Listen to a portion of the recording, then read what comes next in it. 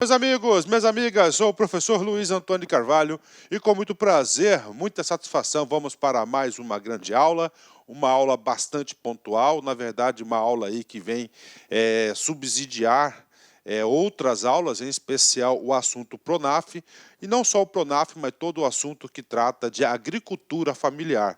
Então esta lei, a Lei 11.326 de 2006, tá? É uma legislação específica. Vem comigo, olha só, que vai tratar de quê?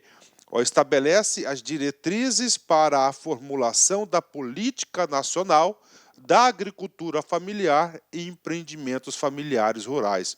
Ou seja, por exemplo, se você for estar estudando o assunto Pronaf, é de extrema importância você saber quais são essas diretrizes. Por quê, professor? Porque o artigo 3º dessa lei é importante demais, porque o artigo 3º vai definir o público-alvo, tá certo? O público-alvo das políticas públicas em relação à agricultura familiar. Pode ter certeza, potencial questão de prova, né? Vem comigo, vamos lá, né? Artigo 1º.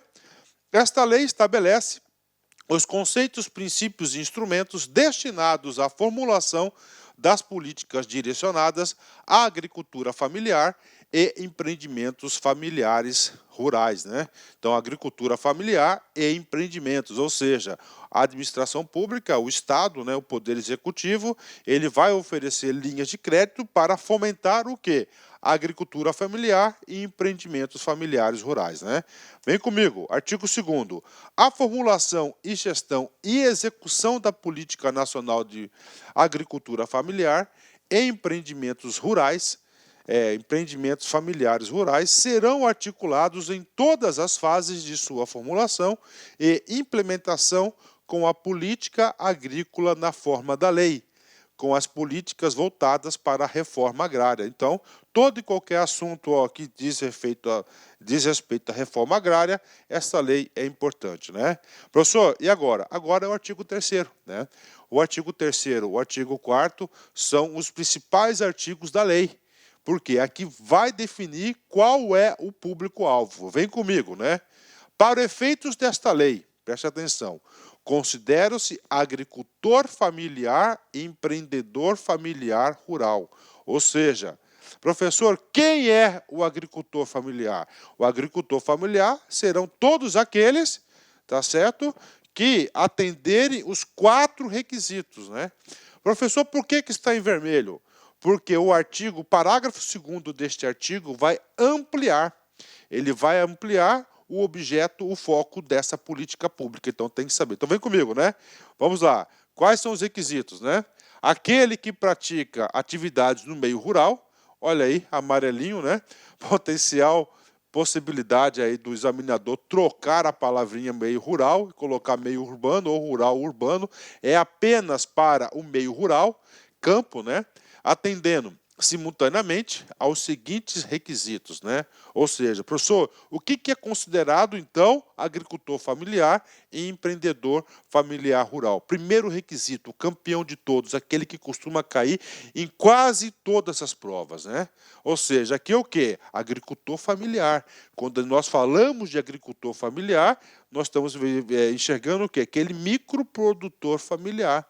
Essa aqui não é uma política pública para os grandes agricultores, gigantescos, megas, nem os médios e grandes agricultores, mas para o micro. Ou seja, quem são eles? Vai definir o quê? A área, a terra, né? Não detenha, olha só, não detenha. Outra informação importante, simultaneamente. Então, nós temos aqui 4 requisitos, tá? Que vai traçar todo o modelo mental dessa política pública, o público-alvo dessa, como eu vou dizer assim, dessa política pública. Ó.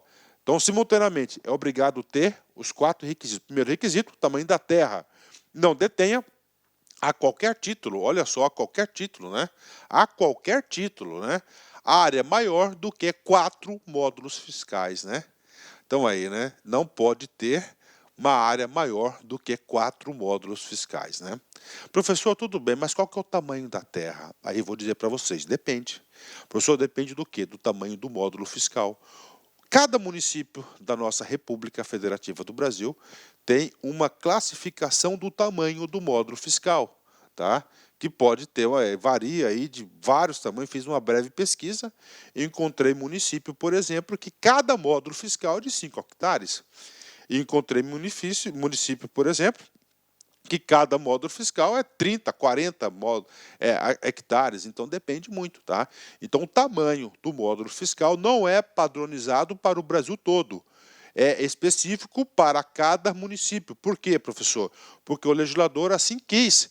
Ele quis o quê? Atender às especificidades e à situação de cada município, né? Tem município que um módulo fiscal 5 hectares, né? É um município pequeno, né? Outro 30, né? Então depende da característica de cada município. Bacana, mas o que você tem que saber para a prova? Que ele não pode ter uma área maior do que 4 módulos fiscais. Se tiver, ele não estará sujeito o quê? A essa política, né? Claro que nós temos aqui 2 exceções que a gente vai falar no decorrer da aula. Segundo requisito, vem comigo. Utilize predominantemente mão de obra da própria família nas atividades econômicas e do seu estabelecimento ou empreendimento, né? Então vem comigo, gente. Olha só, nós queremos o quê? Agricultor familiar, empreendedor familiar rural, ou seja, né? Pessoas, né?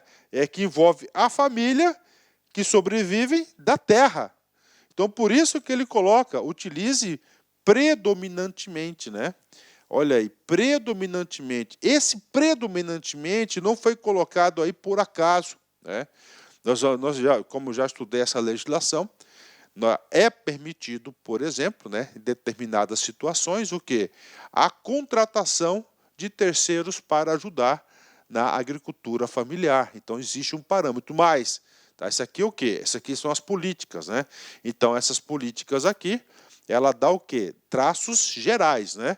Então vai ter uma outra norma, normalmente aí normas aí de órgãos específicos que vai definir o que pode ser contratado de terceiro. Mas o que a lei diz? Ó, predominantemente. E esse predominantemente não significa que é 100% mão de obra familiar. Permite o quê? A contratação de acordo com aquilo que dispuser o regulamento nas atividades econômicas do seu estabelecimento ou empreendimento. Claro que tem que ser predominantemente, senão não é agricultura nem empreendedor familiar rural, né? Terceiro requisito, gente, vem comigo aqui, né? Terceiro requisito significa dizer o seguinte, né? Professor, por que essa política? Cara, porque essa política, porque o governo brasileiro, claro, isso com a intenção até de manter as pessoas no campo, né? A nossa natureza do Brasil aí, a econômica, nós temos uma vocação agrícola muito grande, é do que de manter as pessoas no campo e dar condições às pessoas sobreviverem, e claro, e produzirem também, né? Então o que acontece também? Então teve essa política. Olá, meus amigos, minhas amigas, sou o professor Luiz Antônio Carvalho, estou aqui para fazer um convite muito especial para vocês. Nós, a Lá Concurso, nós preparamos um super curso para o Banco do Nordeste 2018, um curso atualizadíssimo, um curso completaço, ponto a ponto do edital, e nós, a Lá Concurso, eu garanto para vocês, aqui na Lá Concursos é o melhor curso de carreiras bancárias do Brasil, pode ter certeza disso. Desde 2010 até a presente data, nós tivemos a oportunidade de atender todos os concursos de carreiras bancárias do Brasil e, claro, com centenas de alunos aprovados em todos esses concursos. Meus amigos, minhas amigas, aqui na Lá Concurso você vai ter treino diário. O que é isso? Todos os dias você vai ter uma meta de estudos e se você cumprir as nossas orientações pedagógicas, o nosso personal coach, tenho certeza que você ficará super competitivo. Meus amigos, minhas amigas, espero vocês. Tchau.